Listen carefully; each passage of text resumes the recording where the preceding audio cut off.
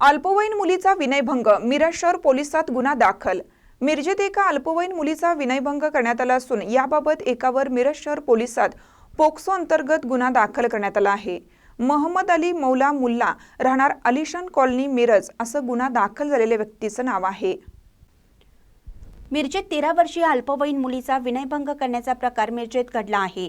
पीडित अल्पवयीन मुलगी ही जात असताना तिची छेड काढून तिच्या मनास लज्जा उत्पन्न होईल असं कृत्य मिरजेत मोहम्मद अली मौला मुल्ला यांनी केलं असल्याचे पीडित मुलीच्या नातेवाईकांनी मिरज शहर पोलिसात दिलेल्या फिर्यादीत सांगितलं आहे। याबाबत जाब विचारण्यासाठी गेलेल्या पीडित मुलीच्या आईला दगडाने मारहाण करून जखमी करून दमदाटी केली असल्याचंही पीडित मुलीच्या नातेवाईकांनी मिरज शहर पोलिसात दिलेल्या फिर्यादीत सांगितलं।